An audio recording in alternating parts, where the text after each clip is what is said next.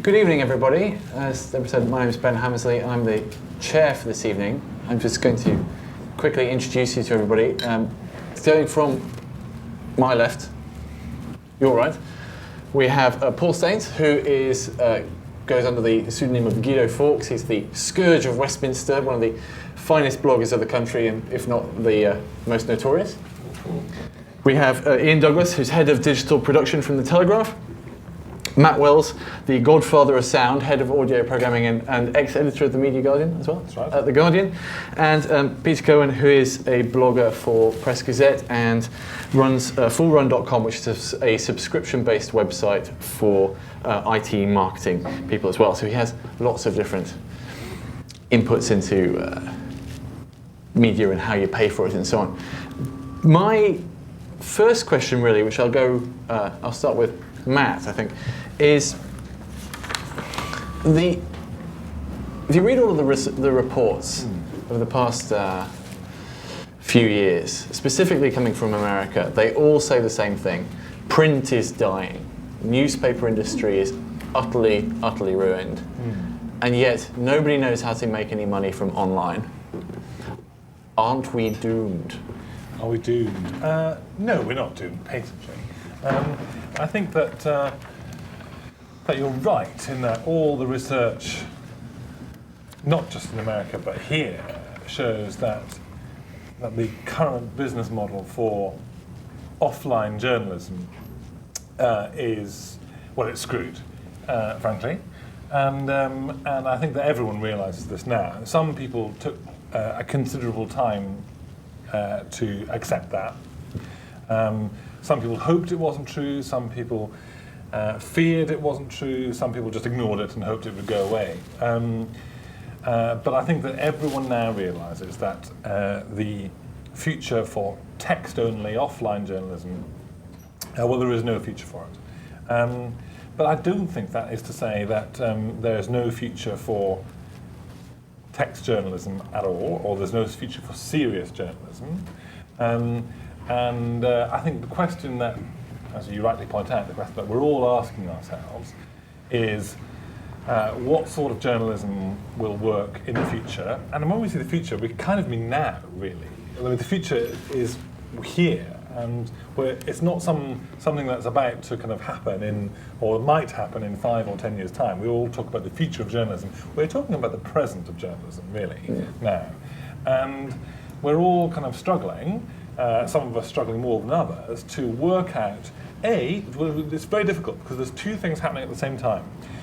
We're struggling to work out what the audience wants and how they want to, what kind of journalism they want to consume, how they want to consume it, and where they want to consume it. So with that, I mean, that's a big enough question as it, to be going on with, if that were the only thing we were worried about. But we're also, and also then how do we serve that? How do we, do it?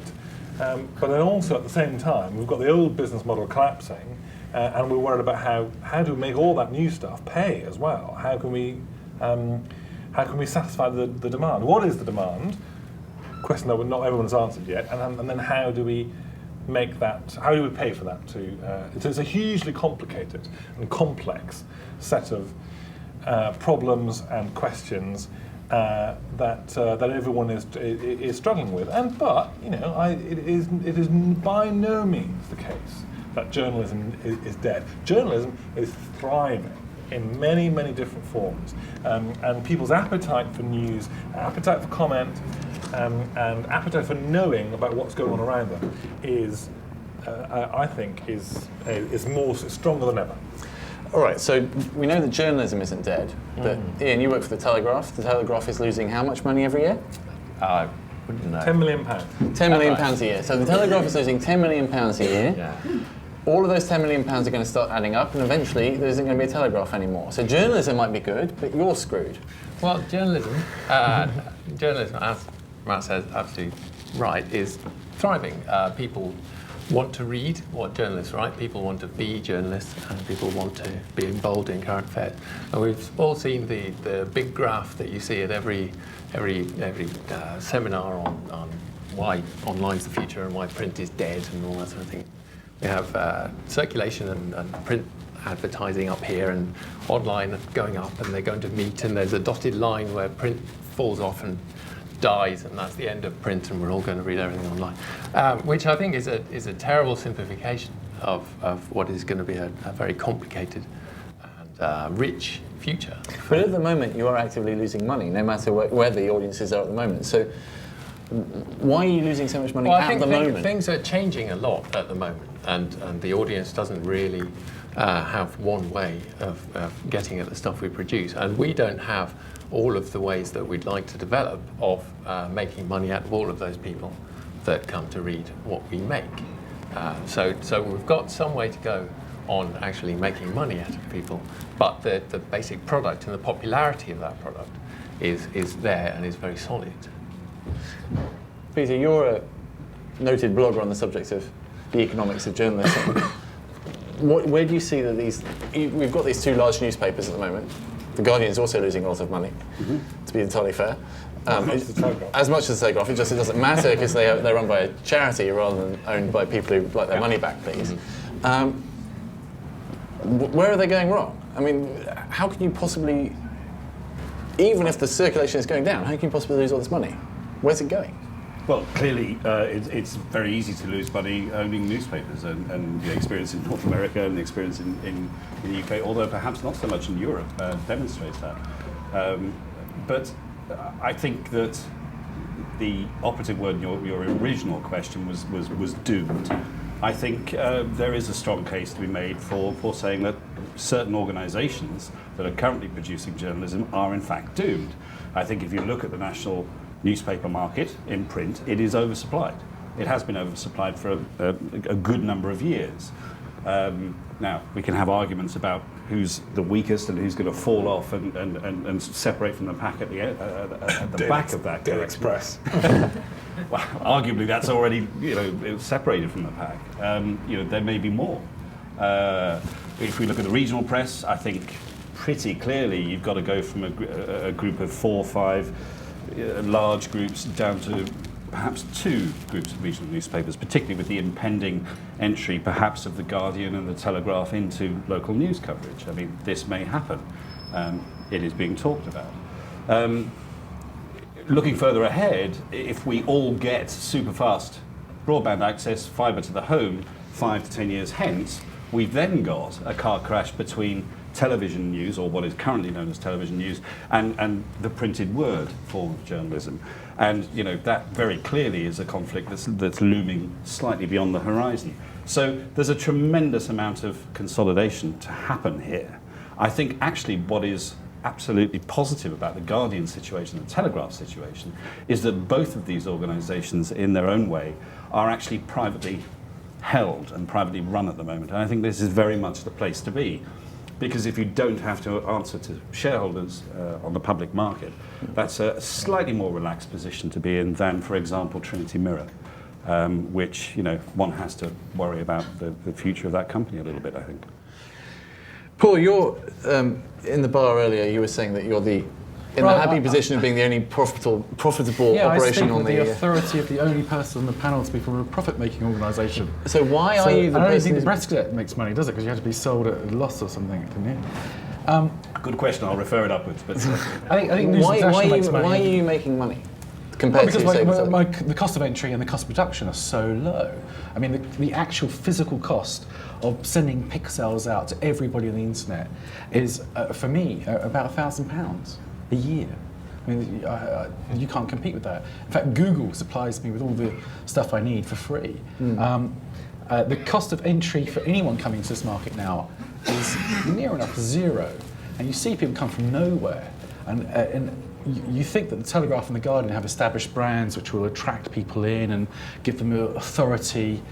But actually, I'm not sure they do, because within 2 or 3 years, Ian Dale and myself have established pretty strong brands in the political sphere, which if you compare to, say, the Guardian politics pages, we have similar kinds of traffic as well. And that's quite astounding that Ian Dale and the Telegraph's politics pages are neck and neck. And so much they had to buy him, didn't they? They had to bring him in. It's a valuable asset. I think the future of publishing will be, the market will be very fractured. The whole idea of as the television networks in America and over here realised all of a sudden was you used to have like 3 networks, CBS, NBC, etc., and they would broadcast to everyone. That's gone. You have 500 channels now. You're going to have 500 channels in publishing because you have everyone online, and you're going to go to maybe Jeremy Clarkson will have his own publishing operation.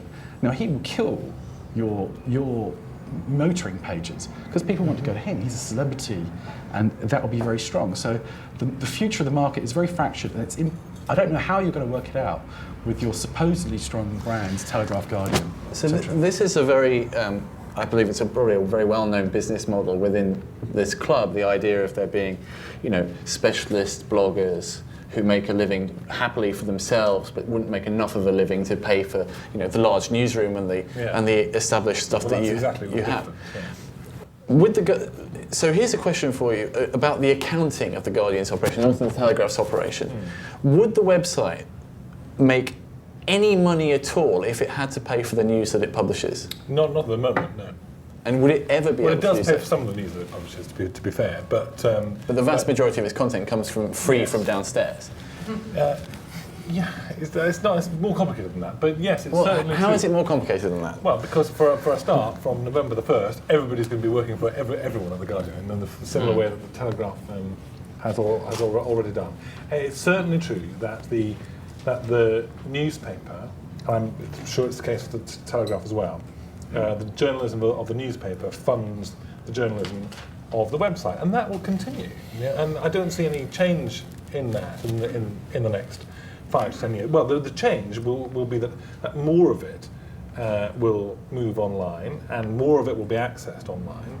But at the moment, we have enough money to be able to pay for the journalism that we need to do, and to publish it in whatever form that we need to publish it in. And I don't think Google takes more money than ITV now. This year, Google is going to take more money in advertising than ITV. Why am I not going to make more money than the Guardian's but you pages? can't fund the kind of journalism that we do. I mean, yes, of course you make I can't money. do news gathering because that is a very expensive business. Mhm. But I can certainly do comment, and I successfully do comment. Yeah. And actually, I get quite a lot of news as well. Yeah, but the question of does the newspaper fund it really doesn't make any sense. After November, you'll see that once you have your entire newsroom producing news, and then you feed that out to a couple of different platforms. I think it's an irrelevant. It's not an irrelevant question. Well, let me make it a relevant question. Let me make it a relevant question then. If you stop selling paper products tomorrow, if literally nobody bought the newspaper tomorrow, we wouldn't stop selling paper products. Well, let's just assume that you did. Why would we do that? Because I'm making it up in my head. Let's assume that you do. Then the online news operation wouldn't be able to work. Put it another way. It's subsidised. Put it another way. If everybody stopped buying the Guardian tomorrow, or if everybody stopped buying the Telegraph tomorrow, then of course we'd all be out of business straight away. But that's not going to happen. It isn't happening. 350,000 people buy the Guardian on average every day. Twice that amount of people buy the Telegraph every day. This is not. A bit more than twice. But they're not paying full price, though, are they? So here's the vast question. numbers of people are buying. So where's the loss happening then? Why are you losing so much money when a pure internet product can make money? We're losing money because we're investing in new forms of new technology. That's why we're losing money, because we're investing in online journalism. That's why they're losing money as well. We made 2 years ago, the Guardian and Guardian Unlimited were in profit, but because we and the Telegraph both decided to make substantial investments in new buildings. Pretty impressive. And the new buildings are really important. I mean, the new building is what really lets you make news for more than one platform in one single team. If we don't have all of those people sitting close together, I mean, people make fun of the seating plan and all that sort of stuff, but it's important to have everyone who's going to work together to produce the same news for different why the Guardian has not been able to do what the Telegraph did and go because we can't do it in our building. We can't sit everyone together. It's infuriating and very frustrating. In New York, Gawker, $150 million valuation. has got a whole load of kids paid $20 for getting 10,000 hits. But they don't do working out journalism either. Which does and that particular they kind are of thing very really profitable. well. Yeah. It's all very well saying we do journalism. You lose money. You will die. But it's like- you are it's media like- sores. That's like comparing Tesco with a fruit and veg stall. It's The fruit and veg stall, if it makes money, is great. Yeah. If Tesco loses money, it's crap. You will have no jobs if you lose money. No, quite. If we continue to lose money for the next 20 years... So what are you saying? We lose money, but we're good. No, but what I'm saying is that if You're dead. if we continue to lose money, Telegraph's the same, if we continue to lose money, and if it doesn't change, then obviously we will be dead. Yes, Paul. You can dance on our grave. Your office in King's Cross will be a museum. But it'll be a very pretty museum. Now, when obviously you are investing an awful large amount of money. Maybe Peter can join me with this. You've invested a lot of money. You're continuing to invest a lot of money. As I say, you've got these beautiful offices in King's Cross. If you're ever near King's Cross, you go and have a look at them. They are beautiful. The ones in Victoria, not so much. Nice inside. Very nice inside, apparently.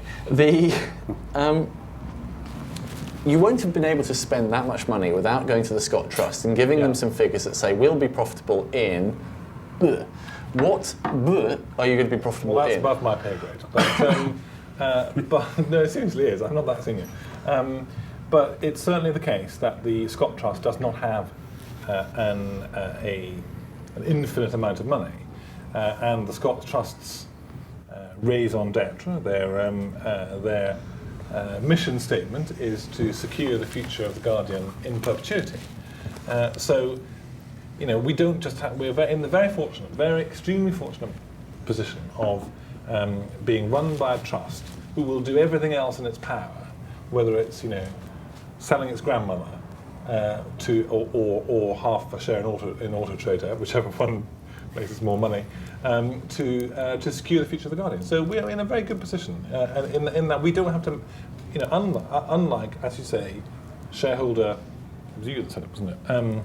Shareholder accountable companies, we don't have to make a profit right now.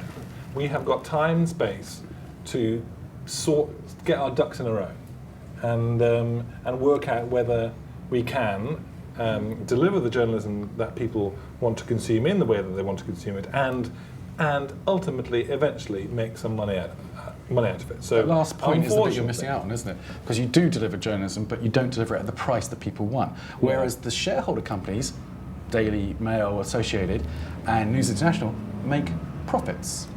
That's News International, P-R-O-F-I-T-S. News International, not so much. The Times and the Well, Times the have whole not group made does. any profit in They cross-subsidise, but In fact. ever. Yes. Yeah. Okay, well, let's talk about different forms of funding. I mean, a statistic that I was just told, 75 to 80% of all long-form investigative journalism in the world is paid for by charitable foundations rather than actually for profitable operations like newspapers and so on. Peter, you've seen a lot of different sort of funding and lots of different business models for journalism rather than for newspapers. Taking it away from the Scott Trust wanting the Guardian to still exist, what can people do to make sure that journalism still exists? What's emerging from that? Well, I think the possibility of another large media group being owned by a charitable organisation in the UK is a large possibility. It's a model that needs to be explored, that's being actively explored in the United States, and that will go ahead. I think that there is an awful lot to be thought about in terms of the structure of companies that are built around this thing called journalism. And I do wonder whether the offices are needed quite so much. I do wonder about the balance between staff and freelance contributions. You do wonder about HR, finance, all of these extremely expensive functions built around journalism. Companies exist to raise capital, and because the cost of transactions between people inside the company are less than they could be if those services were sought outside. I think if you look forward, in terms of internet delivery of software, for example, in terms of the future of IT departments, an awful lot of this can be outsourced, it can be dealt with in other ways rather than having a monolithic corporation. And I think very much what I see as being part of the future is not necessarily blogging on the classic model, but I think in B2B trade publishing, for example, you see rather successful sites in a number of sectors, 2-3 people, and a halo of freelancers around them. I've seen sites like that operate myself in the tech space. The Register is an example. There are many other examples of sites like that with an extremely stripped down infrastructure around them. And I think one has to start to question, when you look at organisations like the New York Times and perhaps the Guardian, perhaps the Telegraph, and Trinity Mirror and the rest, is this massive organisation going to survive? And I think probably in many cases the answer is no. Is it, Paul, is it a God-given right to make a living doing journalism? I mean, you do commentary online. You make a profit, but I don't think very much of a profit. Do you make a living doing it? Do you pay all of your bills? I have an interest in an online advertising company, which obviously does help my view on this, but I pay the bills and more so than the journalists on The Guardian went on strike for instance. Ian Dale has freely admitted how much he earns, and he says 6 figures, so you can draw your conclusions from that. A God-given right to make a profit? I don't know, but we are. Making a living. Making a living. Well, yeah, I don't mean to get into... I think there's a lot of people who don't realise are making a lot of money. There's a few bloggers in different fields who are really successful, and I mean 6 figures successful that you just aren't on your radar. I'm not just talking about the porn bloggers, but people in specific, tech, fashion, gossip. Good friends with Pop Bitch Camilla. We are doing a lot better than most journalists. I think this is a really interesting point, that what is really successful is targeted, specialist, niche stuff, and I think that's the big lesson that we're all learning, is that a huge monolithic general interest website news organisation, when you're trying to be all things to all people, is very expensive, very hard to run, unwieldy, and is going to be you're going to make it very difficult for yourself if you're going to try and make a profit out of that. Well, so what the Guardian has done is almost really by accident, to be quite honest, but is how it's developed. If you look at how the Guardian Unlimited developed, it's out of a very successful niche website, a football website, a media website, a business website, and all of those are very successful. And well, not all of them very successful. You're right. Your traffic is better than the Guardian's politics website. Perhaps that's not so successful. But if you can build a mass market, that's what you need to do, is build a mass market out of niches. And that's the I don't lesson think the Guardian wants to be mass market, because they're worried it's down market, and they're into doing something that keeps the people on the trust happy. Whereas I'm very focused on what's popular and profitable. Yeah. And I think that's a very different attitude. I've come into journalism, and in the States it's the same. The New York Times is suffering for the same reason. We've come in to do journalism. And Gorka's going, we've come in to make money. But journalism doesn't have to suffer just because you're going after what people want to read about or hear about. Well, it's a problem for the Guardian, maybe not so much for the Telegraph. Well, not necessarily, because the Guardian, just like everybody else, competes for a very large pool of floating if you people read the Guardian's media pages, they're whining that the Daily Mail has more hits from them because they get referrals, and because We they get do drudge stories. referrals too. We And they don't do stories. whine. They do stories about Brittany. It is quite So the whiny. Guardian particularly whiny whines piece, though. about Yeah. doing stories about Brittany, and the Mail beating them, and then does a story on Brittany's psychological condition. Yeah, no, but if you look at the data, it's just a fact. If you look at the reason why the Daily Mail is so fantastically successful online, is because it's a mixture of sort of soft porn and celebrity. Fine, that's what they want to do. But And because they changed the way they count the pages. You want to try? Well, yeah, there's that too. We'll be doing that too. If you try and find Melanie Phillips from the homepage of mailonline.co.uk, you'd have Very difficult because she's on The Spectator. Well, it's a good thing you can't find her anyway. Let's, let's take it away from this sort of feud between individual titles and get back to sort of business models and building up things. If you were starting the Telegraph afresh, would you make what you have today? Probably in some form. If you're going for a really sort of wide subject matter, then you would want to have as efficient production as possible, which is something we're working toward. And you'd want to have a central organisation making a lot of the decisions that you Paul, probably make on your own, and then Ian makes exactly the same ones. And making all of those centrally can give a large organisation a sort of direction towards a successful way of doing things. But at the moment, you don't have that. So if somebody gave you godlike powers to stop reality and rejig it, what's getting in the way of making the Telegraph into the sleek, profitable, modern organisation that it needs to be? Getting in the way. So why aren't you doing it? Too many journalists, and not enough journalists. The changes we're making are there are more people closer to the end product as possible. And so that's what you need. You need people directly publishing, people who are sort of in touch with their audience, know what they want to read about, and then write it. So come on, let's get this right down to who's going to get sacked. I mean, whose jobs are? Well, just in general. I mean, across the newspaper, because all the major newspapers we've found they're all losing money. There are ways of working online which make lots of money.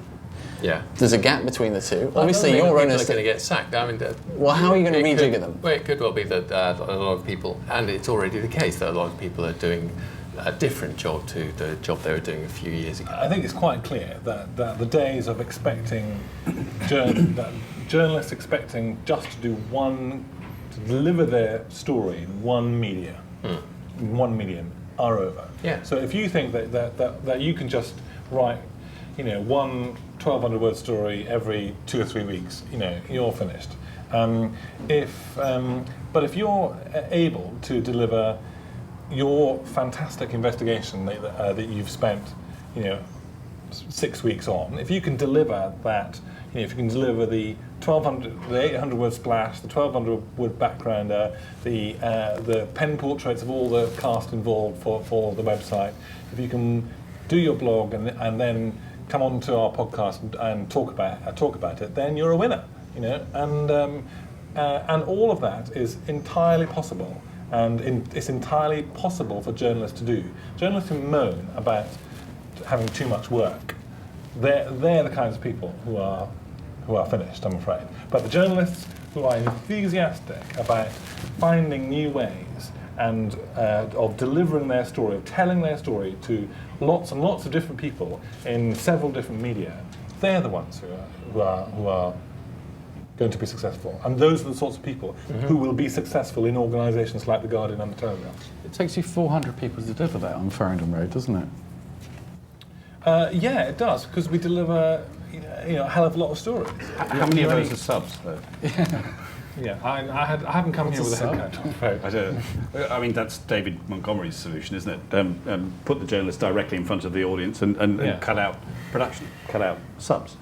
To which one person's reply was, well, you've got to be completely loopy to want to put journalists straight in front of the audience, which I thought was a rather interesting riposte to what Montgomery is doing, because that kind of immediacy is exactly where the internet and the website punctuation errors in those, I find.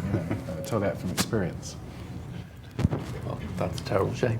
But, in some platforms, you want the people to lay out the pages and the people to make your print product look beautiful, because that's one of the things print does really well. It look fantastic and attract the eye. And some platforms, speed and immediacy and talking directly to your audience are exactly what you want. And we have to do all of them. Well, let's take that point, talking directly to the audience. So the past few years, everybody from led by the blogging community have been attempting to do this sort of crazed frenzy of building communities within newspapers and talking with the readership and having lots of blogs with comments and building all these forums and so on. They've been a financial disaster, haven't they, Matt? No, they're not. That's nonsense. We sell Well, take loads of advertising around commentaries free. And how much money does it make in profit? No idea. I'm seriously, Ben, I have no idea. But Not much. I buy the advertising on comment is free sometimes. but I think that what you're driving at is interesting, because the sort of picture you're painting is of the shift of media organisations, of newspaper organisations. We're talking about newspapers tonight. From organisations that simply print or deliver or publish stories and then sort of run away, to organisations that have started, albeit in some cumbersome forms, to engage with their audience. And that's a huge kind of shift. And it's not just a shift of mindset, and it's not just a shift of technology. It's also an actual shift of your fundamental, the way you fundamentally do business, because you're moving from being a publisher, you're moving even from being a network into being a platform, and that's a massive developmental shift that's happening at the moment, and you have to think of ways and allow your users and your audience not just to comment on your stories, but to publish their stories and to share their pictures and to share your journalism. And the organisations that can do that successfully, and Telegraph does that very successfully, we're starting to do it, are going to be the ones that survive. Because if you can provide a place, a forum, for people interested in journalism and interested in current affairs and interested in all the sort of stuff around it, to be able to discuss, share, read, rate, then that's going to be something that you're going to be able to sell.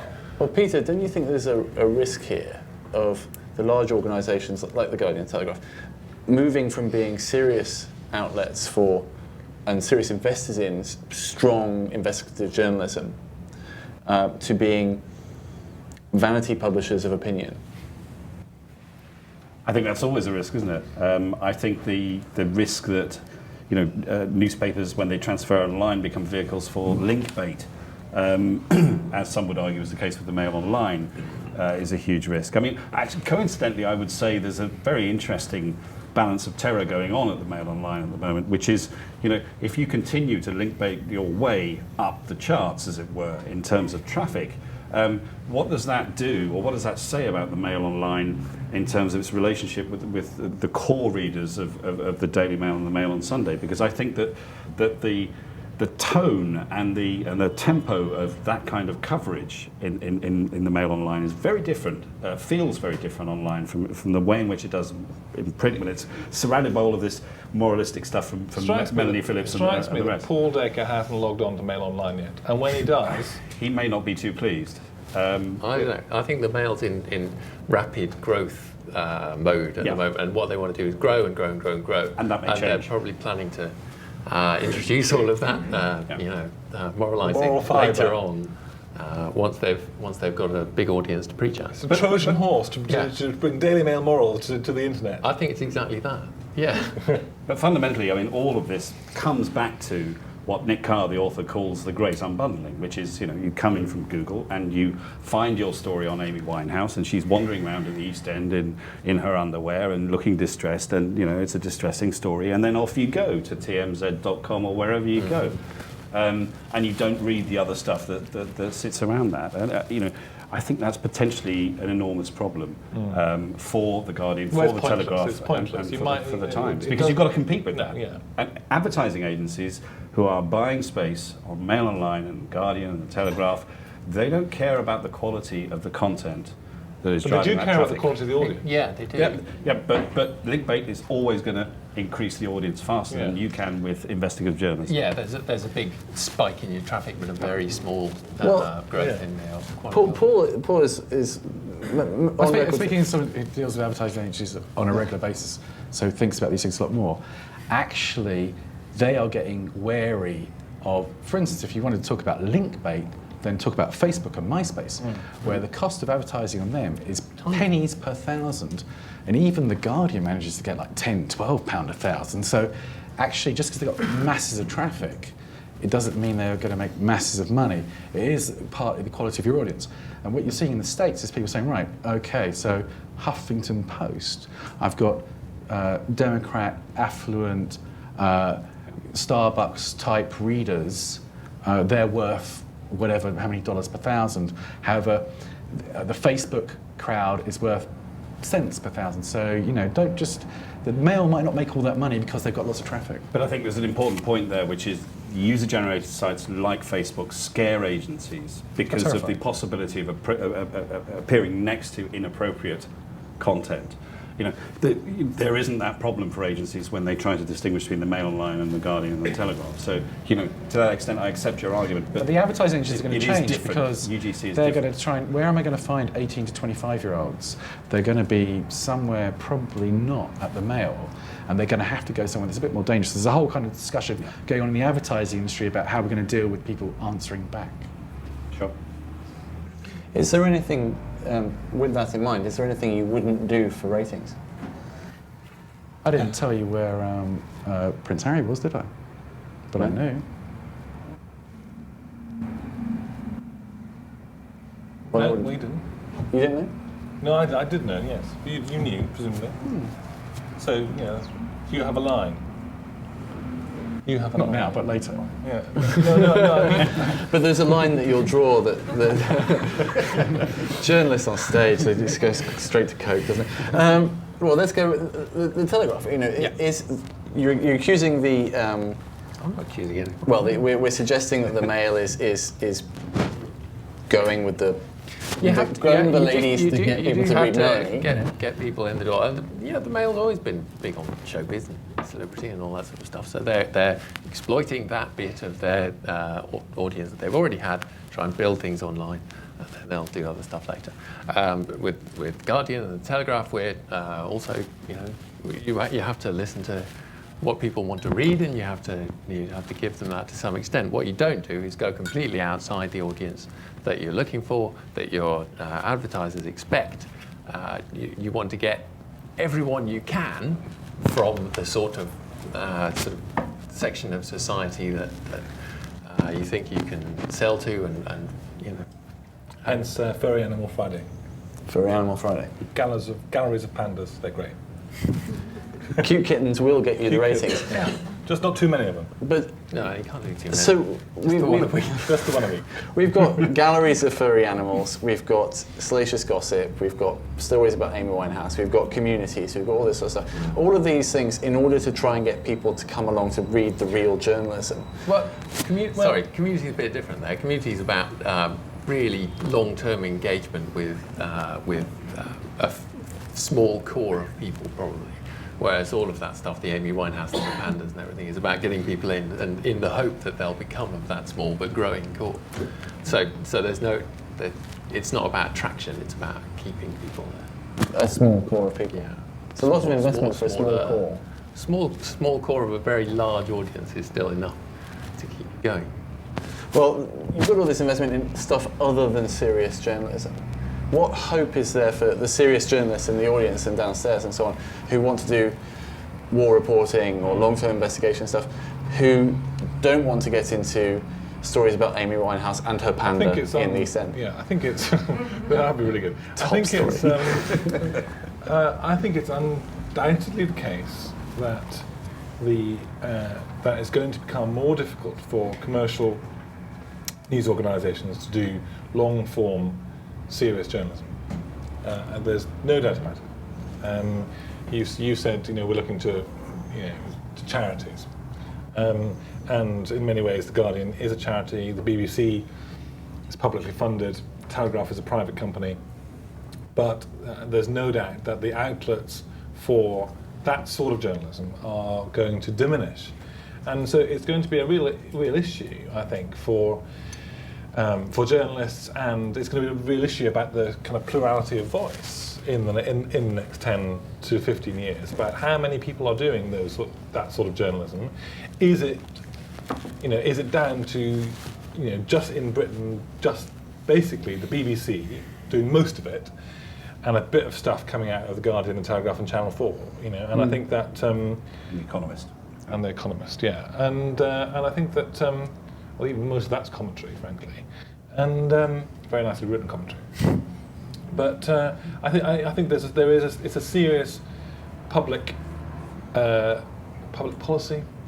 Not public policy. I'm not a big advocate of public funding for... It's a public concern. But it's a public concern, yeah. So, Peter, at some point, somebody made a big mistake. We used to have... No, journalism never made money. This is just this. But now it's not making money in a different way. I mean, exactly. why is it? Why are you losing money here? Press, this is just this idea that oh my God, we're in a crisis. Journalism doesn't make a profit. Shock. I mean, when did it ever make a profit? Some newspaper groups, most newspaper groups have been run as vanity projects ever since they were started. So journalism, but that doesn't mean that they've all suddenly closed down when suddenly somebody realised. So I don't think that's why I'm confident about the future of journalism. There are questions over who's going to deliver it, how many people will be delivering it, will it be fewer, what's the quality of it, and will the fragmentation of the audience and the means of and the people, fragmentation of the people delivering it, what kind of effects will all of that have? But I think we can work through all that. That's my view.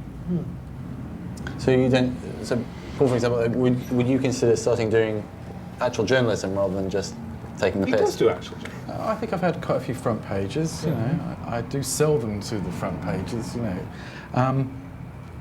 That's a really, really patronising, shitty question, actually. If you think I'm not a journalist, then what am I? No, I'm not saying you're not a journalist, but I'm wondering the difference between waiting for people to, you have a tip line and people bring you stuff. And I chase things down. I really do chase things down. I do, me and Michael Crick use the same tools and talk every now and then. I am a proper journalist who does it in an accessible way. And I don't go for the elite subjects that no one's interested in funding. I go for popular targets. I don't see... Paul Foote, in his heyday, on the Mirror, did popular investigative journalism, and he was of the left. I do popular investigative journalism, and I'm of the right. What's your problem? I think that your question and Paul's answer are really instructive. I don't know if anybody saw... the interview that Jeremy Paxman did with Arianna Huffington last week. The entire interview consisted of basically, you're on the internet and you're bloggers, you just get things wrong all the time, don't you? And how when was the last time Paxman did investigative journalism? He sits on telly. I mean, it's this idea that do that Newsnight do they not get stuff wrong too? How do they correct it? Hang on a second. What we're talking about is acts of journalism.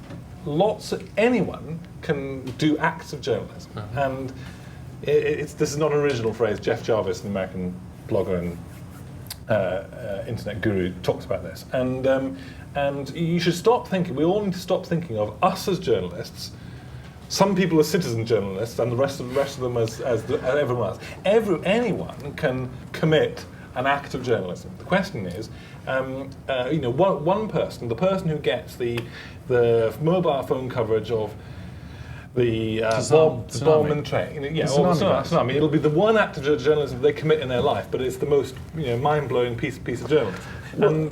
Let me reverse my admittedly incredibly rude question and take it back to you. If Paul's doing genuine journalism, making scoop after scoop, and making a profit, professional journalists sat in an office in Farringdon Road aren't making any money doing it. Why not? Why is he so much more successful than you guys? Well, he's very successful because, as he explained earlier on, he has his setup costs are very low, and he has a very clear idea about who his audience is and what they want, and he delivers what they want. And it's So why can't the Guardian politics site do the same thing?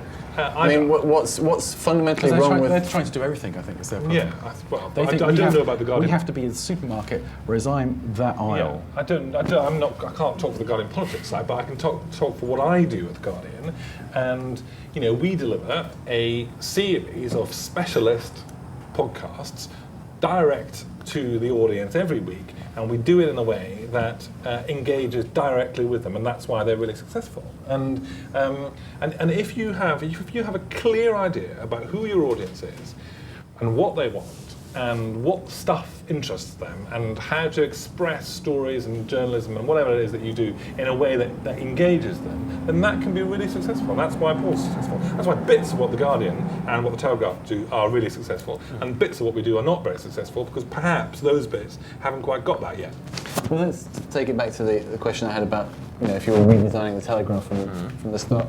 You've got bits that are very successful, you've got bits that aren't very successful. Wouldn't it make more sense, both for business and for journalism, just to shatter the business? Wouldn't it make more sense than just have hit records? I mean, but just if you're, say, your sports coverage is very good, make the sports bit a different, separate business and set them free.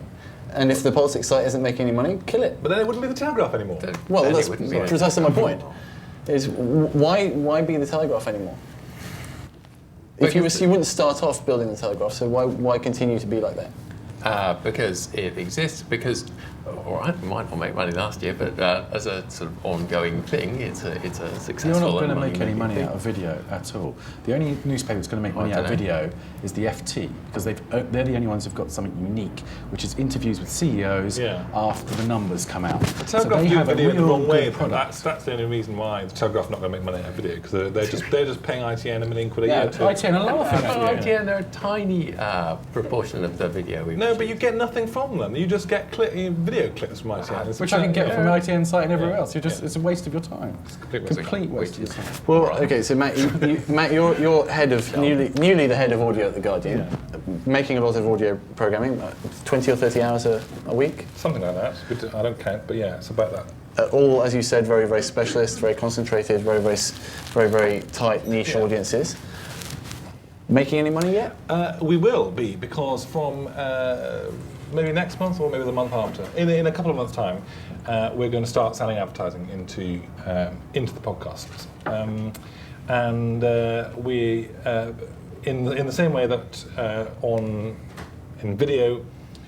If you click on video on the Guardian website, indeed I think if you click on video on pretty much most websites, you see an ad before you see the video. It's actually been just technologically very difficult to do that in audio, but we now have a way of doing it, and signed a deal with a company called Cliptronic, who are able to provide us with that ability, and the ability for the ad department to kind of sell into that, and then the ads to be delivered, and then when you download it to serve the ad into it. That's technologically making that work. 'Cause that's not been possible until this year, but it is now possible. So we'll start doing that, and we'll see if people are willing to pay for those ads. They have been willing to pay for the ads in video.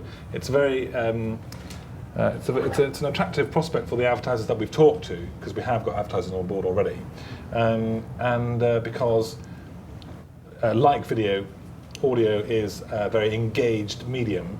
You have to actively download, you have to actively choose that piece of content, and if we can, we'll only sell one ad in each podcast right at the beginning. So you're, as an advertiser, you're not competing with lots of other people who have advertised in the same kind of space. We think that's quite attractive. We'll see if that makes money. Should do. I mean, that's the idea for video on the Telegraph as well. The advertisers do really like the idea of being that advert at the beginning of a piece of audio or video, and it is proving very popular. Yeah, I mean, the cost per probably shouldn't exactly say what it is, but if you compare, you're with amongst friends on the internet. Nobody watching. I tell you, Westbridge is watching it. No, there is the cost per thousand that I'm sure the Telegraph, I'm sure that pretty much anybody who's selling ads in the same way that we're selling on video is significantly higher. We're charging significantly higher per thousand than you buy on ITV. You know. But that's because you have 5,000 viewers compared to 5 million viewers. Well, yeah, absolutely. But also because our viewers our advertisers are prepared to pay a premium for engaged viewers and listeners. So you ask how we're going to make some money. Well, if we have an engaged audience, that's really attractive to advertisers. Peter, Matt says that the advertisers are willing to pay a premium for this sort of new, podcast, video, online, and so on. Is that genuinely because the audience is a very good audience for the advertisers, or is it because this is the new shiny thing and they want to be part of it? I remember when the Guardian podcast launched, you had sponsorship from Volvo for quite a lot of money. They didn't renew their contract for a reason. Was it because there's the shiny thing effect?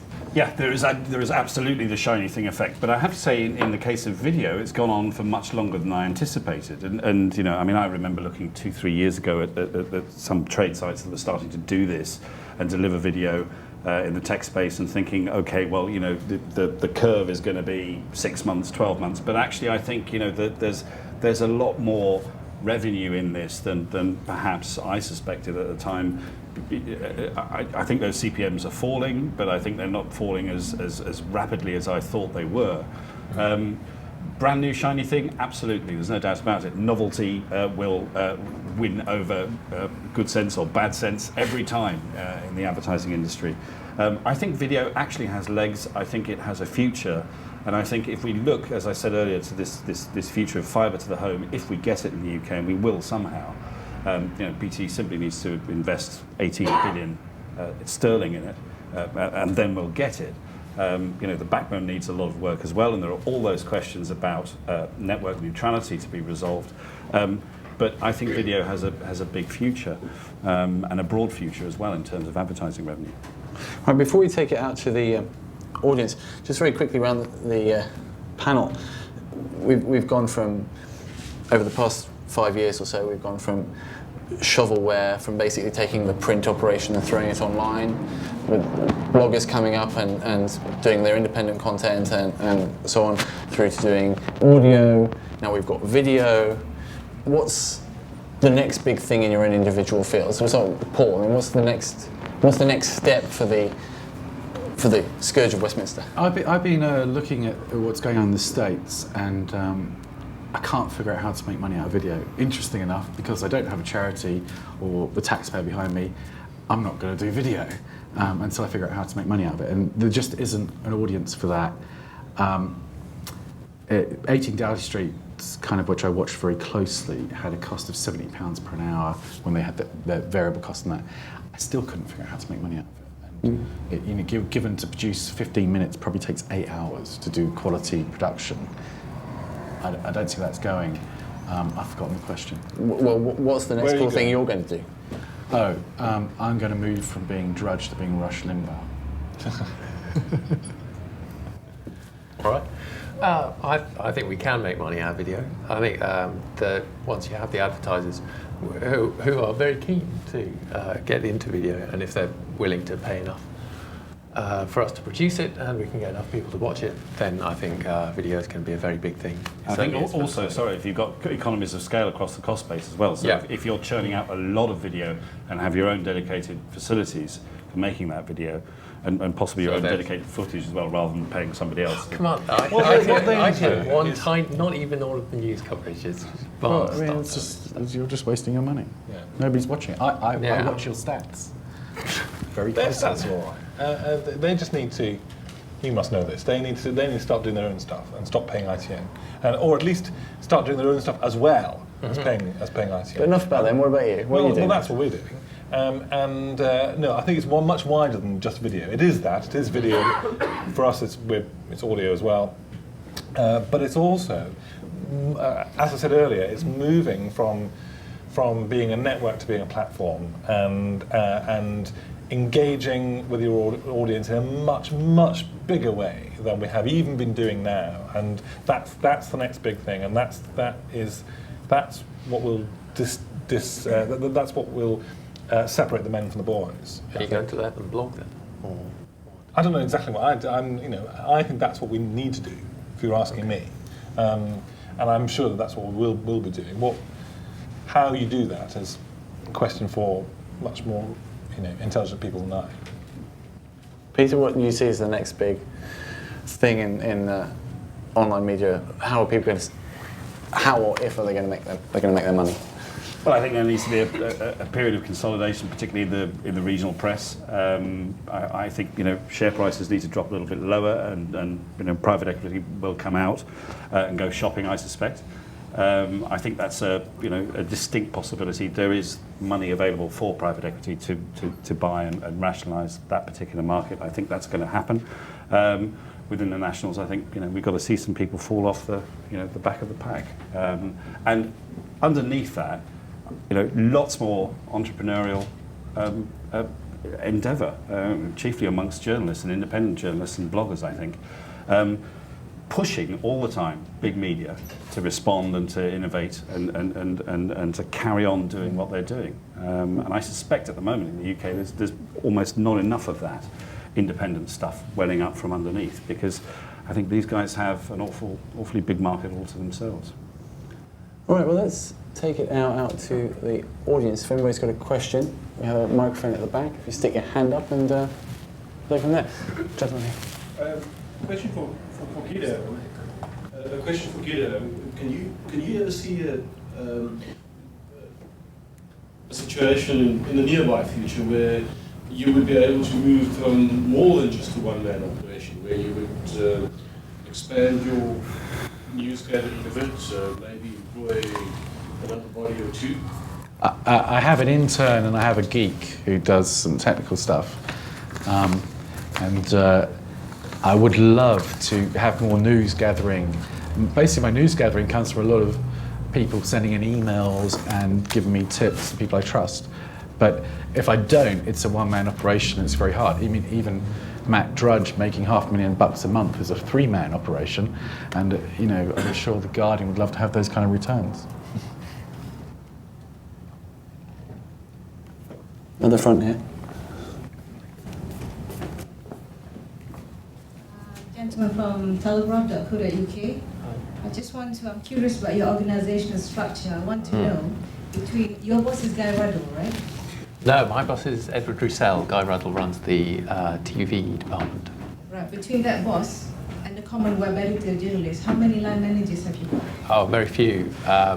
Say between Edward, there's perhaps, there's Marcus is general editor of the website, and then you go straight on there. That's it. It's kind of top heavy. Yeah, so it's two people is top heavy. I mean, I don't really think that. One of the panel speakers said that why can't the Telegraph, make its website look more sleek? And my experience working with small companies and big companies running digital projects is that what slow a company's decision down, even in terms of layout design, is always organizational structure. The corporate hierarchy doesn't work well with digital. I think that's true. I think if you're denying that, then no. I think that there's a very short chain between the head of the website and the sort of general reporters and right. editors. But there is of course a large organisation that's sort of on the same sort of level. What's the hierarchy between a web reporter and the editor of the paper? Well, we don't really have any web reporters. We only have reporters, and they go to various different platforms. But it's very similar to in most news organisations. You have a reporter. They report to a news desk, which will have some commissioning editors on it. That news desk will publish to the website. Is there a deeper hierarchy for the web stuff than there is for the paper-based stuff? Not really. There are then layout subs and paper subs working on the content before it gets printed, which doesn't happen so much with the online stuff. Over here. Hi, small question for traditional media. It's a question for the traditional media people, because I'm assuming that Paul already does this, but to what extent do you use information about hits and what is popular to drive your agenda? Because my experience of print journalism is very much, we know what news is, for us to tell you, it's not for us to listen to what's popular. And I wonder, but there's some rich data there, and I'm wondering how much that's used in the Guardian and the Telegraph. Furry Animal Fridays. We no, not at all. I was joking.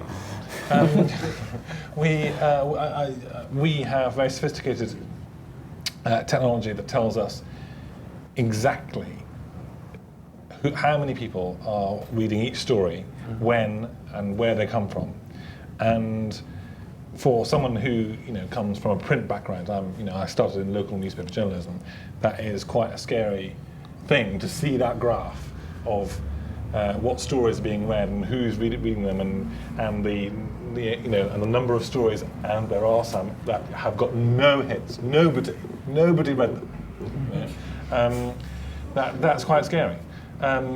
Because in the old newspaper world, you might have those kind of, what were they called, reader traffic surveys, where at some point every 5 years you might go out and get some sort of focused group and people to mark the stories that they've written, and lots of people would read the front page story, and then you could sort of go back to about page 15, and there were these stories there that nobody had read, and basically you sort of file those in the bottom drawer and forget about them. Mm-hmm. But you can't file these stats now in the bottom. There are so many of them. So the question is how much, because I think the question for us, and it's something that we grapple with every day, is how much do you use those stats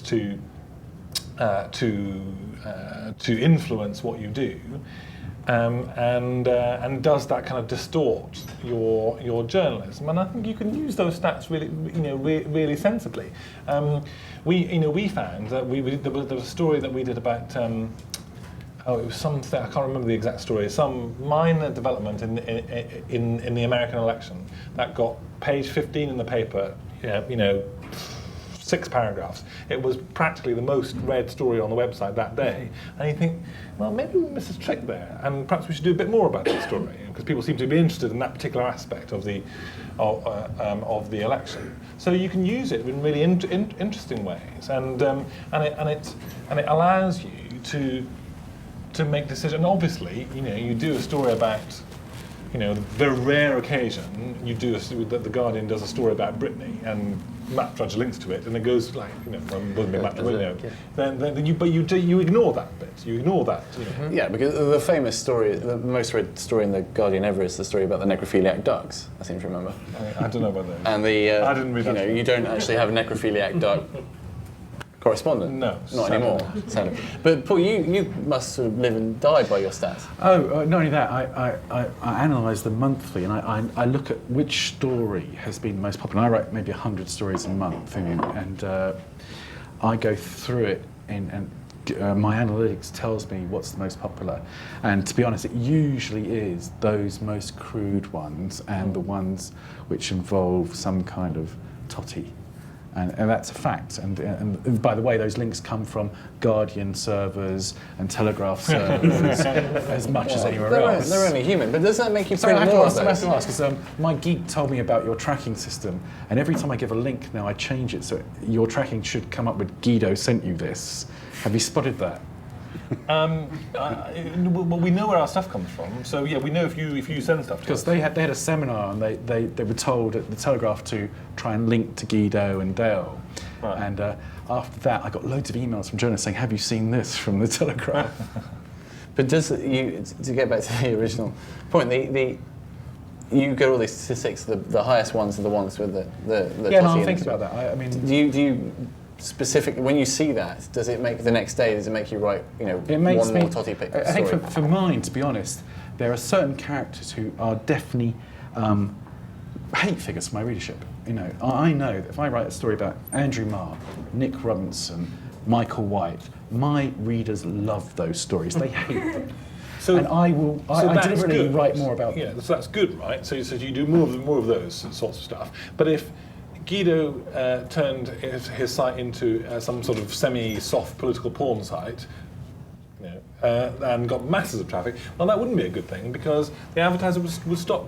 And that traffic would dry up. Yeah, no, that's the very balance. quickly. So you've got to use your stats. But if I wanted to have the most traffic, I would get a porn site. Yeah. So I'm obviously in my field trying to maximise what I can get away with, without taking pictures of interns in low-cut tops. So it's as close you can get to porn, but not quite. Is that?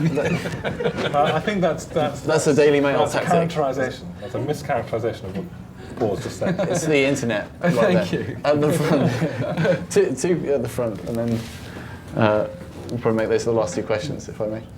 I have one question to Paul and another to Matt. One is that maybe I missed something, but could you tell us the source of your profit? You often said you. Advertising. Advertising. Purely advertising. Okay. And selling stories to the papers. Oh, I see. The question to Matt is that I think Peter mentioned this thing of the movement of or efforts to get rid of the middleman. Is there any movement in the Guardian to get rid of the middleman so that the journalists can do the subbing or just directly connecting with the... Not to do the subbing, but there is certainly a move to allow journalists closer to the point of publishing. So not it already happens to a small degree, but to a greater degree in the future. Not every story that's published on the Guardian will necessarily have gone through a desk editor. It might originate in we're gathering our journalists in our new headquarters around the subjects that they write about, and those groupings they'll have subs in them. They'll have it won't just be reporters. But you could conceive of a situation where, why would you wait for your story to go? You've got this great story. Why would you necessarily wait for an editor to think about whether he thinks it's a decent story or not, and to get round to reading it, and then to saying yes to publishing it? So yeah, you can envisage a situation where journalists become closer to being self-publishing than perhaps they are at the moment. It'll be interesting to see the lawyer's reaction to that. Final question here at the front. Back to Nicholas Jones, back to videos and the podcasts, which you mentioned, Ian, and Matt had mentioned. What about the Telegraph's television programmes? You offer 12 separate programmes. If you could just explain how successful those are. Now, and of course, the follow-up to it is because Matt had made the point that the podcasts were particularly successful because you on the podcast, the journalist has got the time to expand on it, haven't they? They can give more than just a video clip. And then the supplementary to it is it the fact that you can offer something which established broadcasters can't offer, which is partisan comment? Is that the reason, do you think, why so. It's become so successful? Yeah, I think we agree that really focused, finding a niche in video and audio is we don't do audio so much anymore, but with the video we've been doing, certainly, then you find an audience and you target them and you say, look, we've got this, you'll like this, and hopefully they do. And the downloads have been in the millions, and it's been the downloads have been in the millions. I forget exactly. For the programmes? Yeah. Not for each programme. No, overall. Let's be honest now. Come on. Last right on TV, Heifer confronted. Let's tell the truth, shall we, or shall I? I don't know. Go on, Be my guest. I'd like to know. You don't know? I don't know individual things. Last thing I saw was something like 3.9 million downloads. Oh, that's the ITN stuff. What about your own? The ITN stuff is not as popular as the stuff we produce ourselves. And then there's the stuff that's How many people watch Heifer Confronted? I don't know. Simon Heffer does. Simon Heffer. It's not even 10,000, is it? Dale, It's not even 10,000. Not even 10,000 people. And you put so much effort and resources into that. That's why I don't do it. I think that the trouble, again, just give me a job with the Telegraph. So the trouble with the Telegraph TV is that it looks too like normal TV done badly, and it looks it's worse than regional TV. And they have these sort of wide establishing shots, and it just looks and title sequences. Why would you do that? It's the internet. It's not television. The reason is because it's made by ITN. But there's a germ of a thing there, there's a germ of a thing, which is that they can be partisan. They're not covered. We're not covered by Ofcom's rules on balance, and it's great. You know, the BBC and ITV. They must. I'm really glad that they still are. But it allows people like the Telegraph and.